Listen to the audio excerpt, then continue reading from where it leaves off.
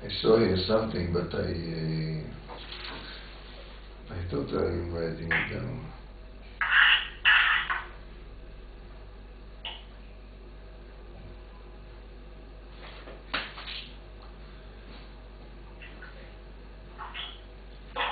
I didn't write it. Okay. I didn't write it and I don't know what it was. Okay. Let's go. We are... It's on. It's on? I just put it on. Want me to turn it off and put it back on again? No. They heard all the story? No. No? Okay. So, we are now, like I said, I don't, the week is so full with action, so I don't remember where we are. So, but I start with here. אבל מי שאינו מקשר עצמו אל השכל והחוכמה והחיות שיש בכל דבר. We did it last week? I don't think so. אך מחמת השכל. Yeah. All השכל. We did this? No, that's where we ended. There we were. I think that's where we ended. So we are here. So I jumped over. Okay.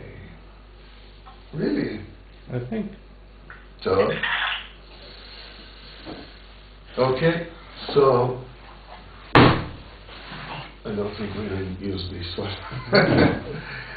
Okay. אך מחמת שאור השכל גדול מאוד, but because the light of the sechel, of the sun, is very big, אי אפשר לזכות אליו, כי אם על ידי בחינת נון, you cannot receive this light only by the power of nun.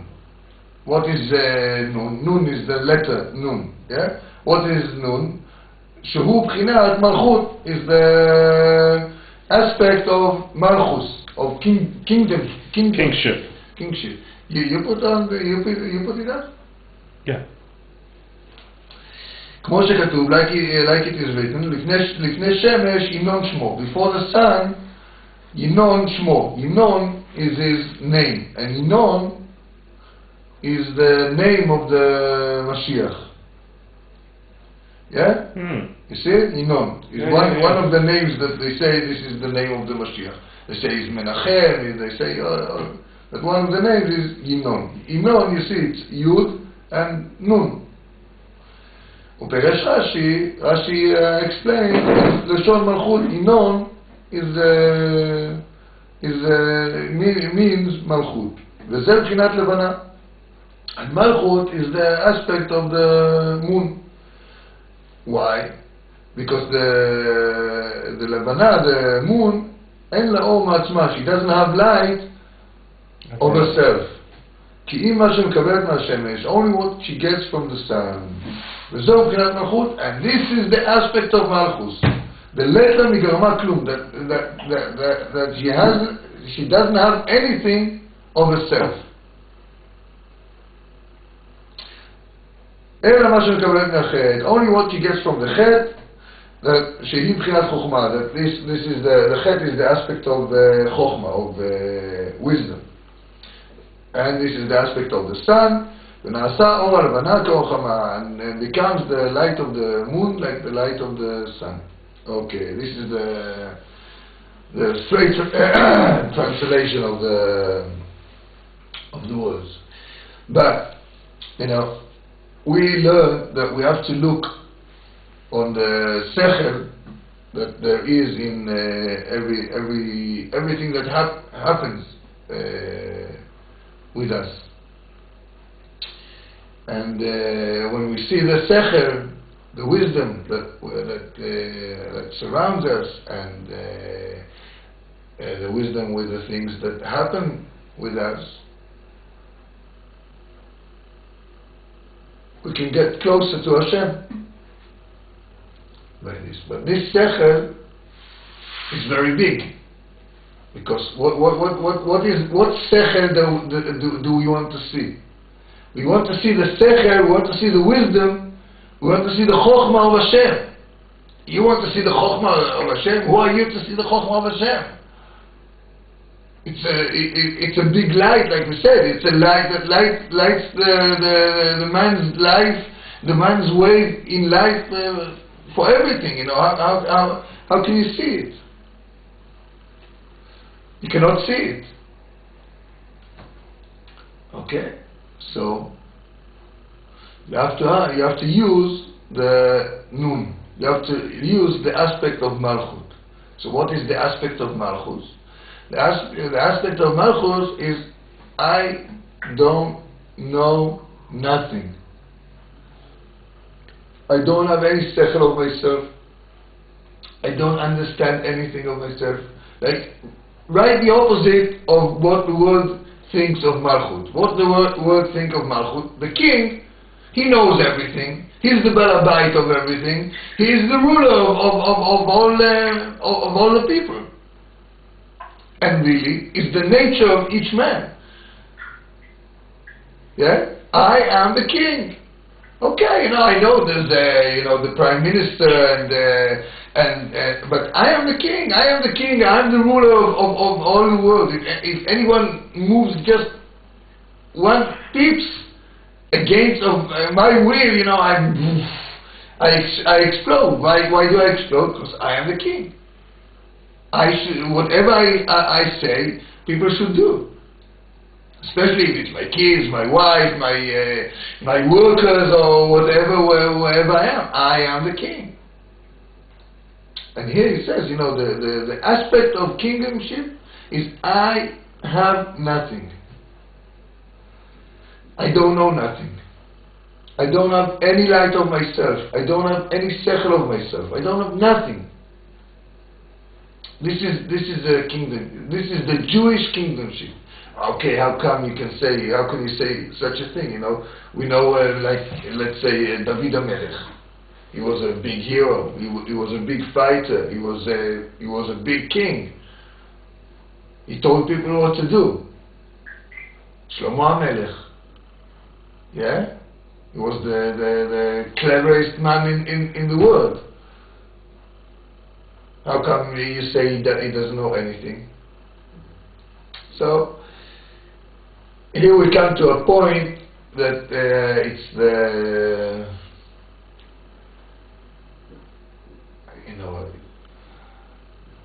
like anyone else, I like to say, this is the main point of all the Jewish wisdom.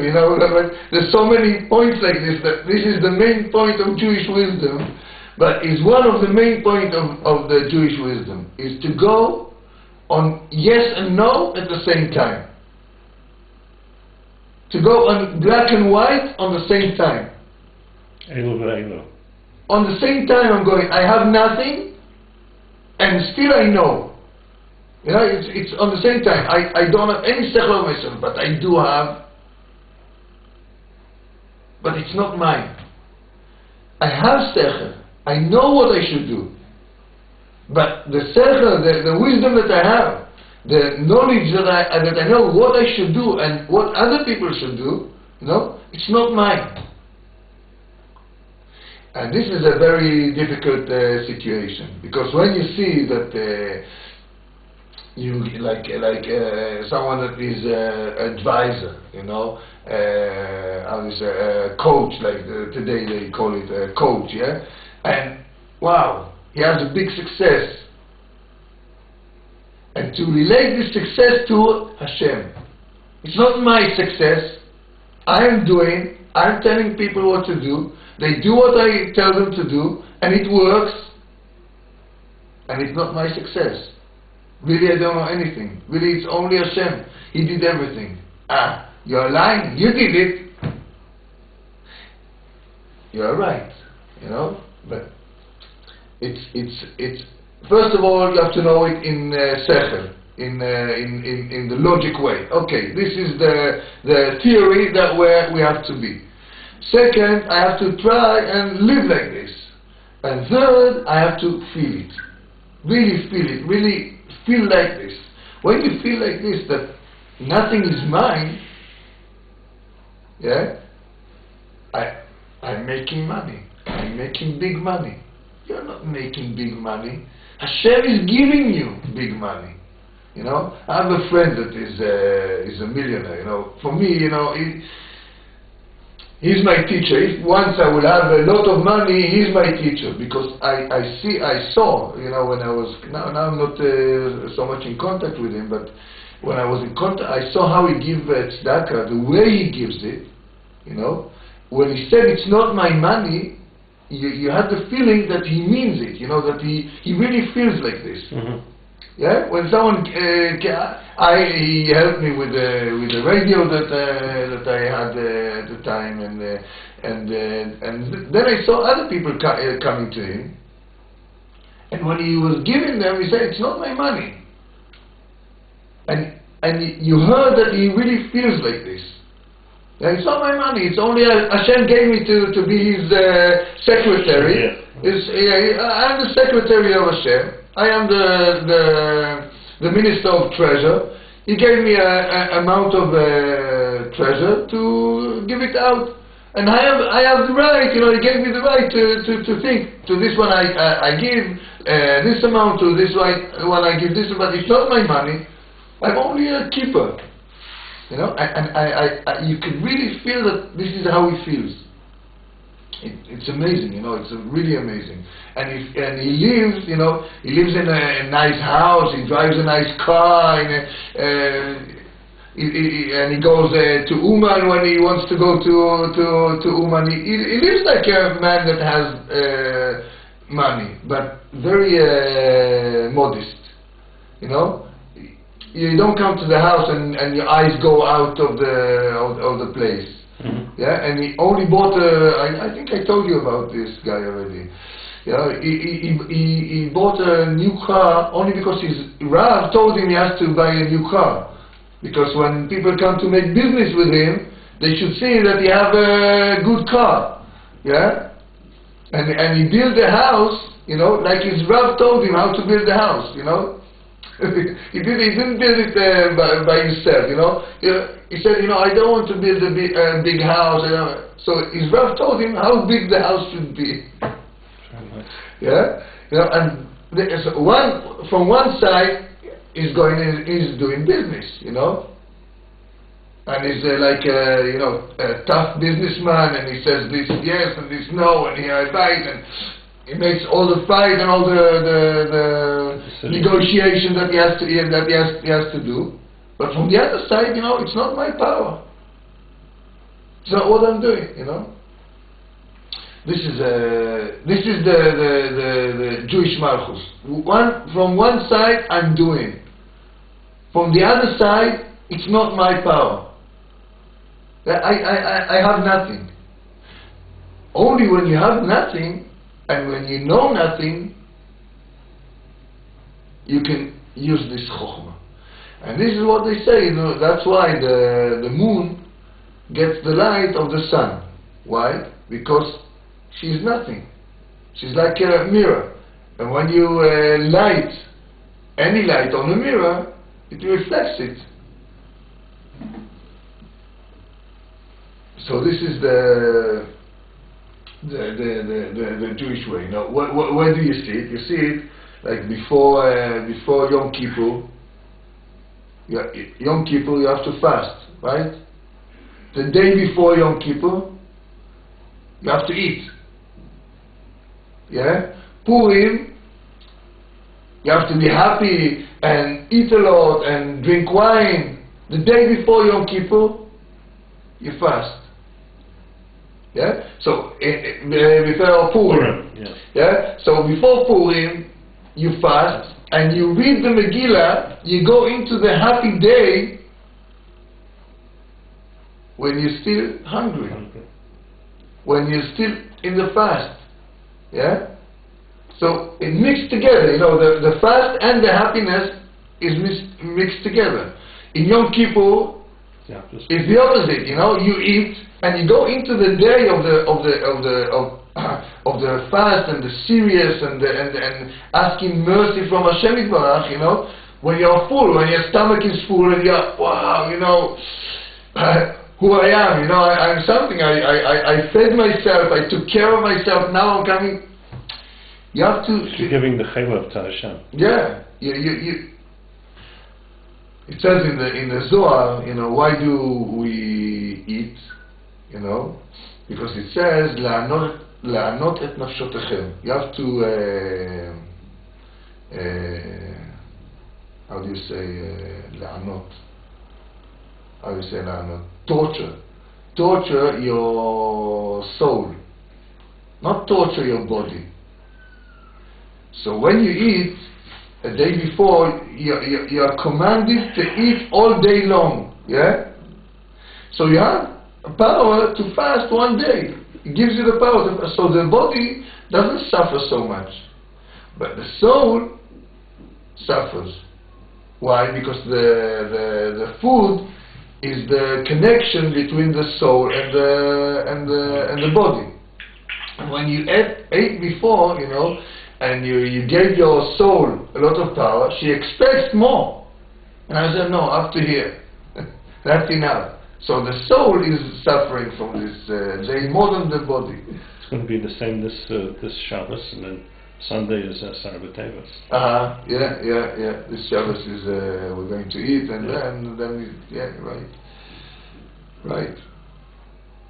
So this is the aspect of the noon. You know, now we learn, you know, it's a big secret, really a big secret here to look upon everything and anything that happens in life and try to get out of it what Hashem. How does Hashem work? You know, like for example, what happens with me? Avraham. Yes.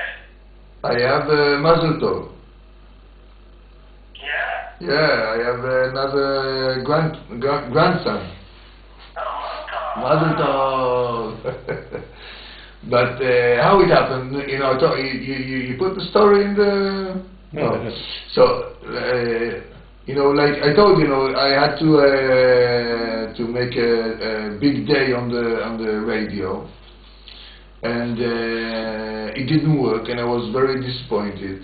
And I, you know, like when you don't go with this aspect of the Malchus, when you think you are the king and you move everything. So I planned everything. I made everything. I called people. Everything was going, you know. And then, you are not doing anything today.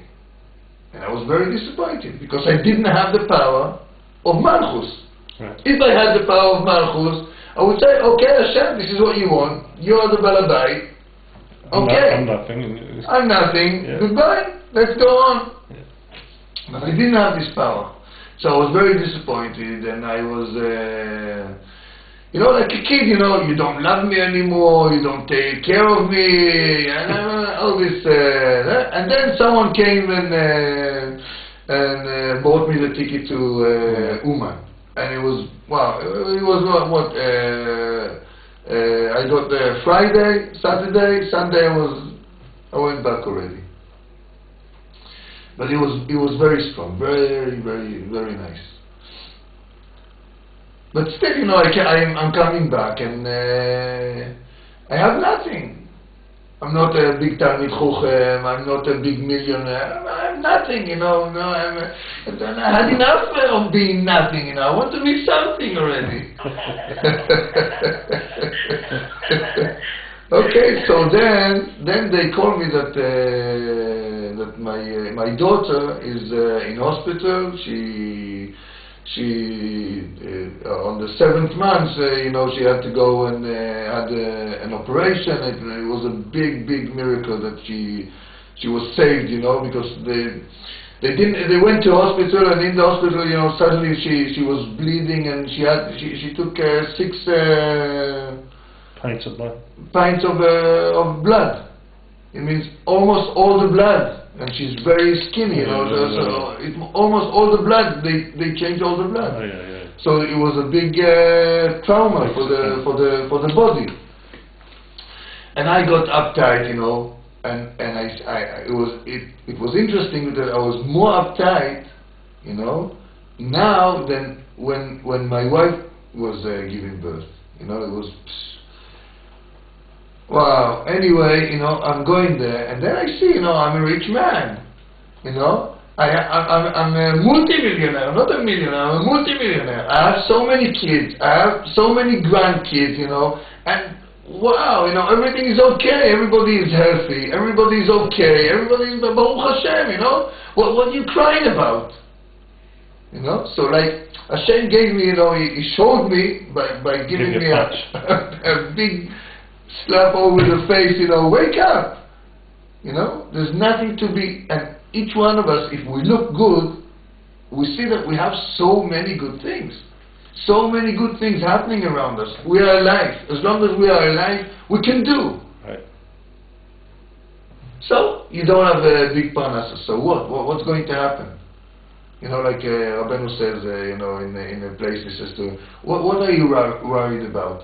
That you won't have parnasa? And then what? You won't have anything to eat? And then what? You will die? Anyway, you're going to die. So what are you worrying about? So I tell you what you're worrying about. You're worrying about your cupboard, the gaiva. It's not my cupboard to be a poor man, and people will tell me, hey, I gave you money, and I have to get money from this one and get money. It's not for my. Hashem gave you money in this way or in this way. He gives it to you, So someone goes to work and is working in a factory. Someone is a big businessman and someone is a poor man. There have to be poor people and there have to be rich people and there have to be middle people. Hashem chose your job to be one of the poor people. So, you want to argue with him? Like this guy, this friend I told you about, he's arguing with Hashem. So I don't want to be a rich man. I want to go to learn in the yeshiva all day. But I cannot because my rabbi says, Hashem gives you money, you hold people are learning, people are doing very good things because you give them money. Now you leave everything. Because you want to go to learn, so 100 other people won't learn. You cannot do it. So he's not happy with his job, He has the money. He's not, no, I don't want to be a rich man. I want to be a poor man, But let's say, we change. Okay, we make a deal between us. I will go to the business and he will go to learn, I don't know if I can handle his business. I don't know if I can make his business. I don't know if I have the talent to do it. And I don't know if he has the talent to learn what I learn and the way that I learn. So I have to believe it and I have to look on it, Hashem knows exactly what He's doing. And He knows exactly the job of each one of us. And if He decided that Ehud is going to learn and Yaakov is going to be the businessman, so this is what He decided. Go for it, this is your job, go for it, and accept everything, In business it's not easy, He has to go to, he's making business in America, he has a partner in Alaska, he has to go there, and he has to go there, and he has to go, he leaves his house, okay. So, each one of us have to look at it, come back to the Torah. After all the stories, come back to the Torah, But the stories is to show us how to look on things, how to use the Torah. Practical Kabbalah. Practical, yeah. Okay. Now we started by learning the Torah.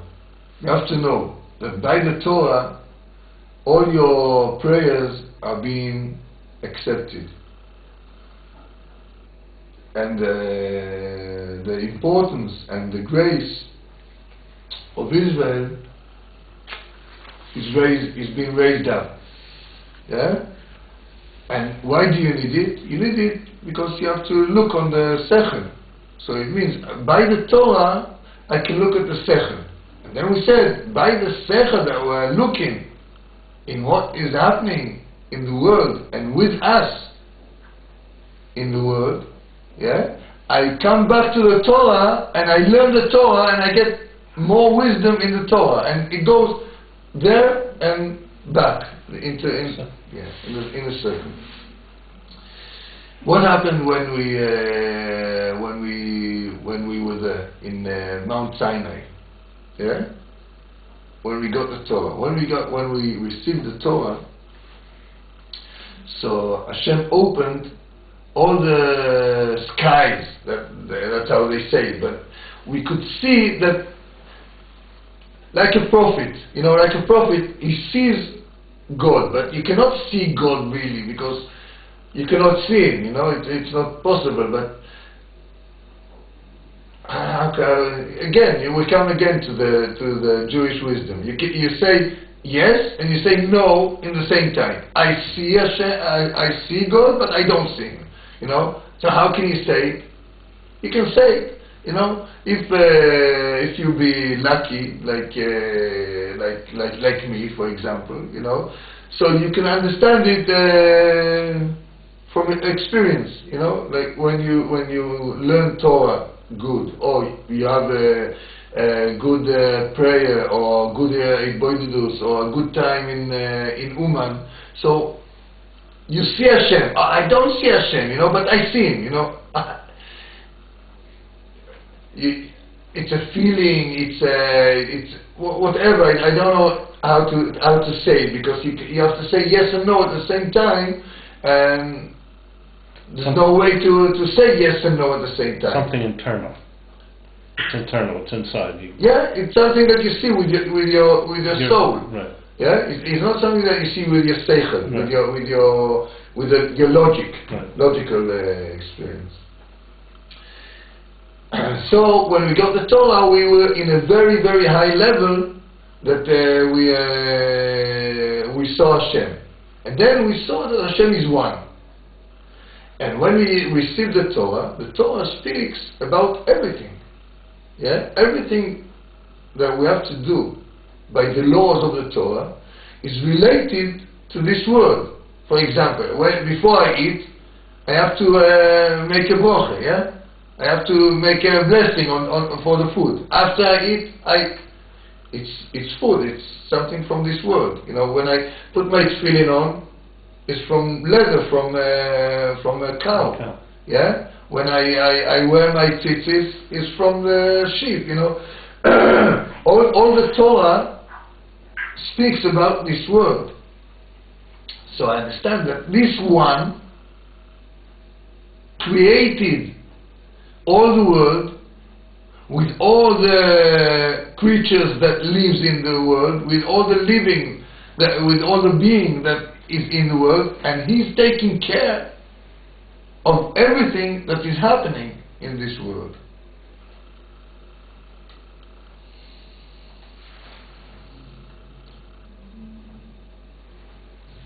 And this is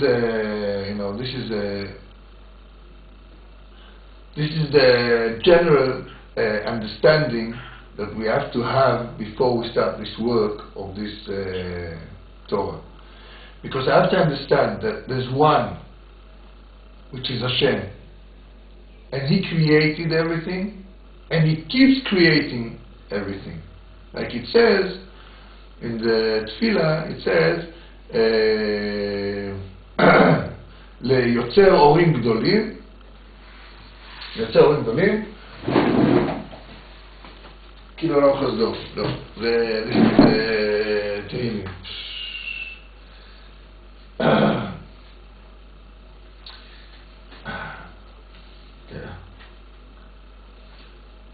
לעושה אורים גדולים, כאילו לא חסדו, I was right. מחדש בטובו בכל יום תמיד מעשה בראשית. השם renews creation in his goodness every day, always. What does it mean every day, always? Not every day. every second. Every second. Every second. Constant. Constantly. Yeah. The creation. like it says in the Torah, לא עושה אורים גדולים, כי לעולם חסדו. So, here we come back to the sun and the moon. Yeah, the two witnesses that Hashem creates the world every day is the moon and the sun. Why? Why is not the trees and the lions and the sea and the sky? Why you take the moon and the sun? Because the moon and the sun looks like they are being created every day. Why? Because the sun rises and sets every day. So when the sun sets, yeah, so she's gone. And we know in our knowledge, we know that she's not gone. She only lights in another place, but here she's not here. And then she rises again, you know, it looks like she was created again. But in the day also, during the day, you know, when she's in the morning, she's nice and friendly, you know, but when she's up in the middle of the sky in the summer, she's not friendly at all, you know, it's very hot, yeah, and it's very difficult to live with. So she changes during the day also. So we see that she takes it, and this is really what it takes here, the mashal of the sun and the moon, you know, because they all the time the relation between them is changing, you know. At night the moon reflects the light of the sun. Sometimes you can see the moon during the day, yeah, especially in the beginning or at the end of the day. You can see the moon, but you don't see the light of the moon. When the sun is there, you don't see the light of the moon, but you see her. She is there, and she's related with the sun. She has relationship with the sun, and this is what is going with us all the time. We are the moon. We have nothing. Sometimes, yeah, when we have the wisdom of Hashem in our mind and in our soul, so we feel it like the moon during the day. But she is worthless. Yeah, you know, like you put up a candle in the middle of the day. It's nothing. Yeah. So sometimes we can feel it, but sometimes when it's night and I am the only one to give light here, then we have a problem. Remember, you know, this light is not yours. This light belongs to Hashem. This power belongs to Hashem, only to Hashem. Yeah? And this was the power of David HaMelech. Yeah? David HaMelech was the perfect moon. Yeah? Even though that in the time of Shlomo, it was the time of the perfect moon. But David HaMelech, when he was fighting, he said, Erdov Asig, I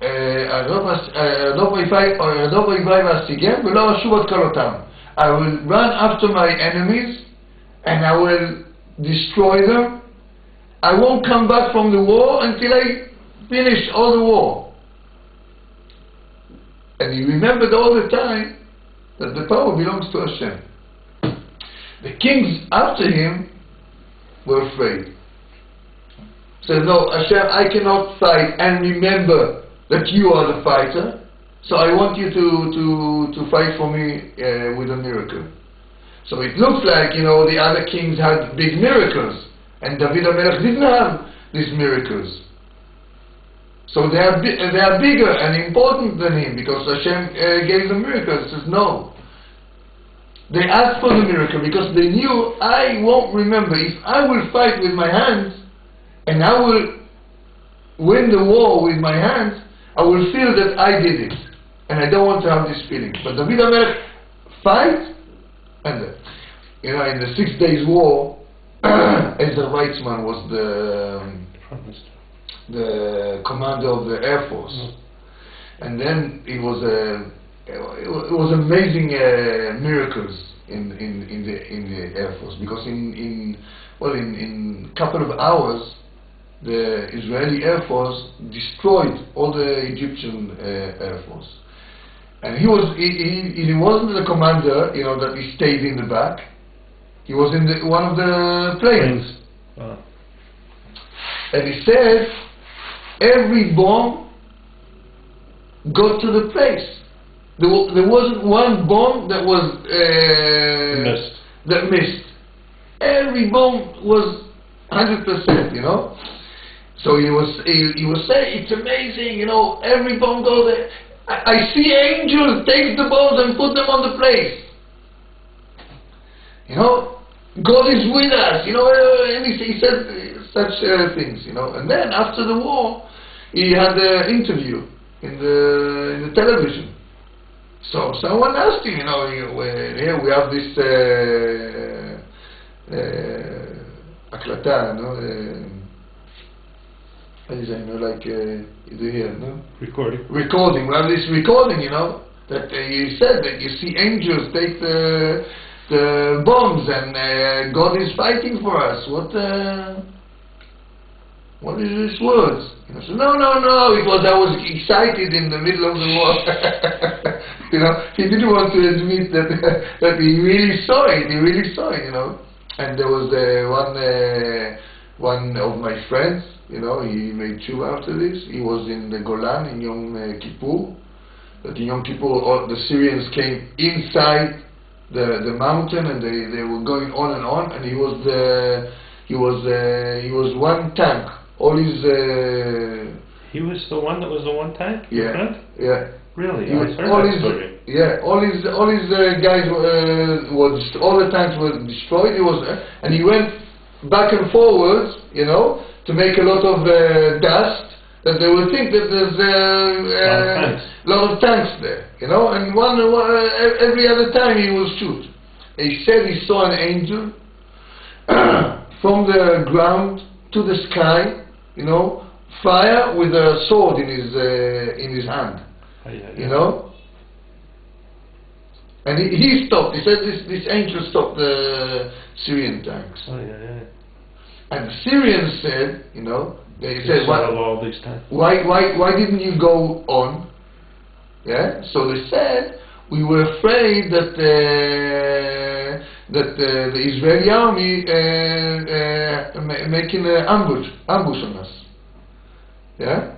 But he said he saw this angel, and he made tshuva. Today is a time. He left everything, like he doesn't do anything. He didn't do anything. Since he made tshuva, he's not working, he's not nothing. He's doing nothing. He's only, Baruch Hashem, he has a yeshiva now, he has a talmidim, but and then another friend of us was he went in the Egyptian Canal with Arik Sharon, and they passed the canal and they went into Egypt, into the Alexandria. Yeah. And he was going in the first, and Arik Sharon got the order to stop. But he didn't hear it. So he went inside. And he finds himself alone. In the middle of the city, everybody is shooting on him, and he's alone. He doesn't see any one of his friends. So also he was going there and back and shooting, and he shout to Hashem, says, help me, please help me. Also now today he's a big Mekubar, but you can see today, when someone is in stressful situation, stressed, then he calls Hashem, and then he can see very big things, But I don't have to wait for it. Why wait for it? Why wait for the problems? Why wait for the stress? Why wait for the tourists? Don't wait. Now you can call Hashem. Now you can call him. Call him, speak to him, shout to him, cry to him. Like this famous story with There were these Jewish guys. There were these guys, not Jewish guys. You know, they smuggled whatever, you know, from the border. How did they make the smuggling? They took a coffin and they filled up with goods, and they went over the border to the cemetery. So in the beginning they were very serious, you know, they were serious and like this, you know, making themselves sad, you know, but they got used to it. It worked, you know, they got used to it. So one time the customs stopped them. Said, please open the coffin. Said, oh, open the coffin. You're not ashamed, you know. He says, no, please open it, you know. So they opened it and he saw everything. And so they start crying. So he told them, if you were crying before, it wouldn't happen to you. Yeah? Crying, now is the time to cry. Why should I cry? Why should you cry? You have kids. You want them to be healthy. You want them to get married. You want them to have kids. You want these kids, your grandchildren. You want them also to be healthy. You want everything to go good for them in school and in everything. Yeah. You know, so, one of the kids breaks his legs.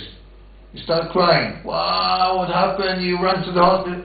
Cry now that you won't break his leg. You know, you have a problem with whatever problems, there's so many things to cry about, you know. Go to the hospital and see, you know. Go and see how many problems people have. Go to the Mas הכנסה, how do you call it, the income tax. Yeah? Go there, you can start crying. Go there, you see the problems people have with the income tax, you know, you start crying. So cry now. This is the time to cry. How come I can cry? If I feel that I am nothing and I don't have any, I cannot do anything.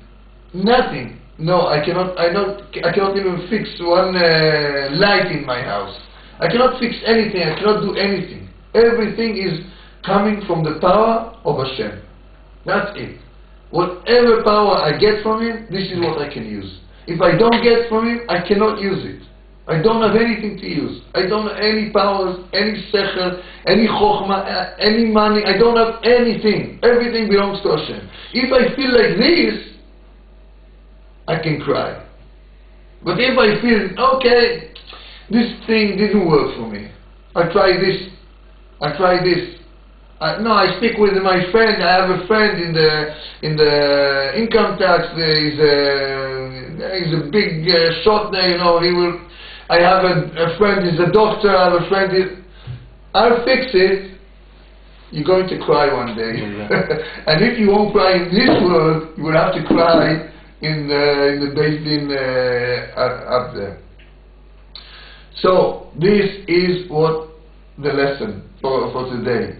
The lesson from today, I am nothing, and I know nothing, and I have no power whatsoever, you know. I depend only on my prayers, and my prayers depends on my emunah and on my learning. When I learn Torah, I get close to Hashem. I feel the wisdom of Hashem. And then I can raise my emunah. And when I raise my emunah, I can pray and have meaning in my prayers. And this lesson is an example, because I prepared the lesson for the next paragraph, not for this week. But we have emunah. You know, we have emunah that whatever we have to say, whatever we have to do, Hashem is doing it, you know. Like when I went to the hospital, you know, the way there was, I wanted to sleep all the way.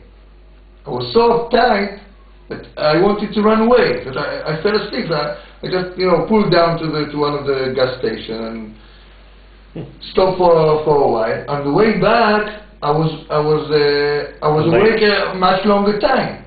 Yeah? I should be much More tired. you know. But it was okay. I made it okay. Emunah. If I have emunah that Hashem drives me, Hashem takes me, Hashem gives me the power, I will have the power. But if I think I have the power, I'm going to take care of my daughter. Okay, I'll show you who has the power and who is going to take care of your daughter. And I can take care. Baruch Hashem, you know, it was a big miracle, you know. But I enjoyed it, you know. She just woke up. When you were there. She said, no, after I was there, I was, you know, I got the first, you know, but the first thing she said to the nurse, she said like this on her head. They took her head cover. She wanted to cover her head. So she couldn't speak, but she says to the nurse, you know, like this, you know, cover my head. So they put, you know, like the doctors, they put green things. Okay, Baruch Adonai Olam, Amen v'Amen. Thank you for Hashem, Thank you. for the shiur. Amen. Shukah. Avon, when are you coming?